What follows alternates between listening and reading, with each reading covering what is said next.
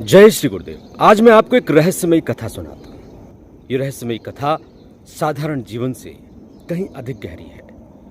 ये एक आत्मा की यात्रा है जो जन्म मरण के चक्र में उलझी हुई है। ये कहानी सिर्फ किसी एक जीवन की नहीं, बल्कि अनगिनत युगों की, अनगिनत जन्मों की है, जहां हर बार एक ही सवाल आत्मा को घेरा रहता है, मैं कौन हूं?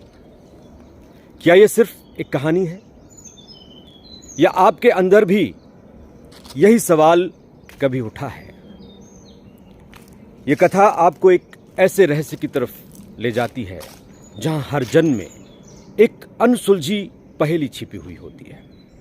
एक ऐसा खेल जिसमें मौत महज एक पड़ाव है, अंत नहीं। आत्मा की खोज, मैं कौन हूं? एक रात जब सब निद्रा में थे, कोई एक जाग रहा था, स्वयं से जूझता हुआ। उसका मन एक ही प्रश्न में उलझा था, क्या यह जीवन सिर्फ एक संयोग है, या इसके पीछे कोई गहन रहस्य छिपा हुआ है? हर जन्म में एक समान कहानी, मोह, छल और अंत में मौत।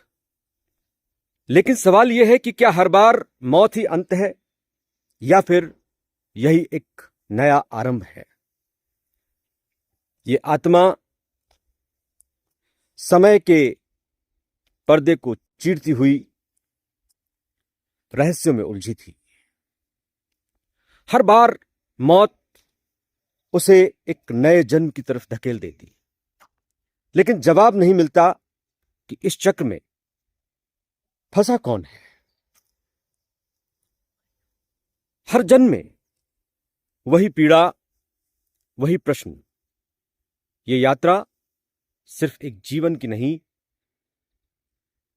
बल्कि ये तो अंतहीन भटकाव की कहानी है।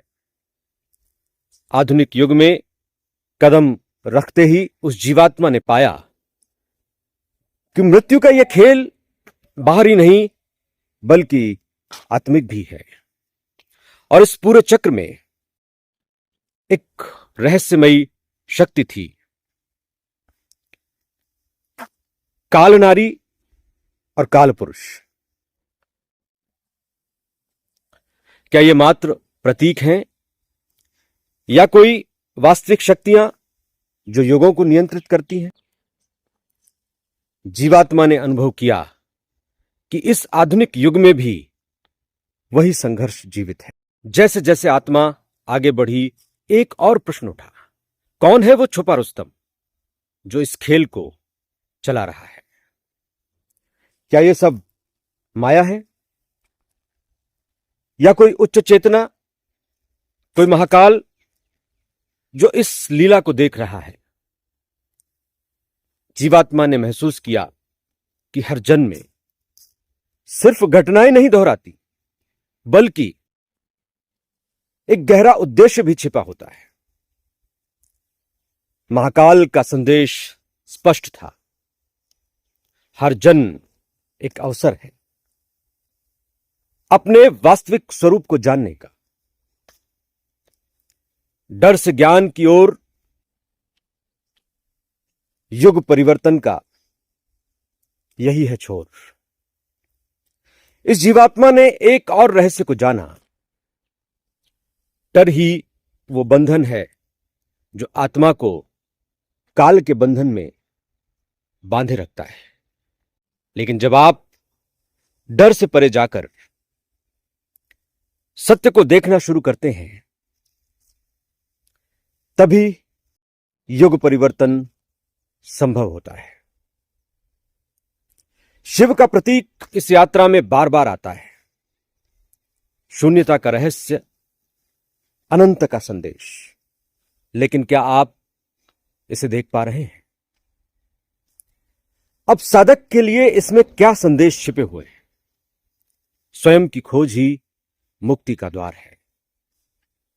यह कहानी हमें एक ही बात सिखाती है कि जिन प्रश्नों से हम भागते हैं, वही प्रश्न हमारी मुक्ति की कुंजी बनते हैं। युग बदलते हैं, लेकिन आत्मा का उद्देश्य एक ही रहता है। स्वयं की पहचान। महाकाल के इस रहस्य में एक ही संदेश छिपा हुआ है। यदि तुम सत्य की खोज में हो तो बाहरी दुनिया में नहीं, अपने भीतर झांको।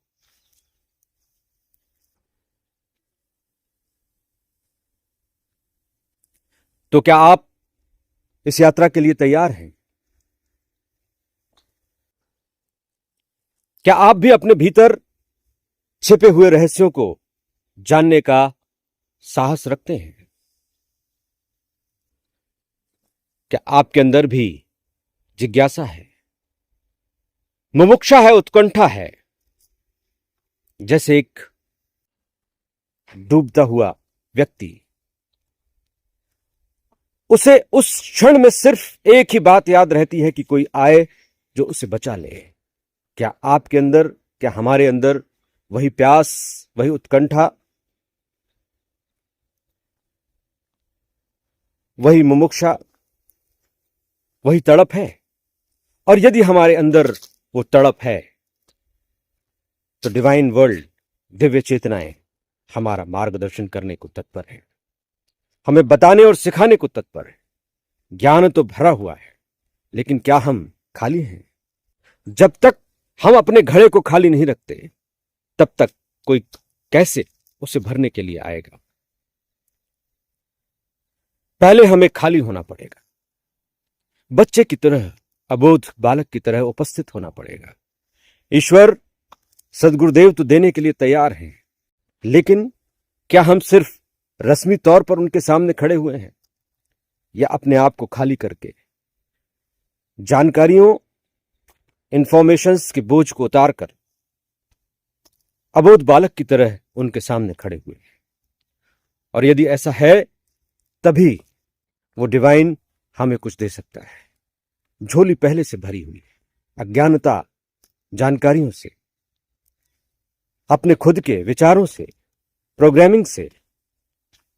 और वो हम ईश्वर पर थोपना चाहते हैं कि हम जैसा सोचते, हमने जैसा पढ़ा, जैसा समझा, उसी के अनुसार आप हमारे साथ करिए। तब ईश्वर कहता है कि छोड़ो, तुम खुद ही कर लो। लेकिन जब हम कहते हैं कि हम कुछ नहीं जानते, जो जानकारियां हमने ली हैं वो ना तो हमने परखी हैं, ना ही हमें यह पता कि वो सत्य हैं भी या नहीं है, वो प्रमाणिक हैं भी या नहीं है, इसलिए उन सारी जानकारियों को हम एक तरफ करते हैं। उस सारी प्रोग्रामिंग से हम बाहर आते हैं और आपके सामने खुद को प्रस्तुत करते हैं। यहीं से मोक्ष, सत्य का रास्ता खुलेगा। यहीं से हम प्रामाणिकता की ओर आगे बढ़ेंगे। आज इतना ही। जय श्री गुरुदेव।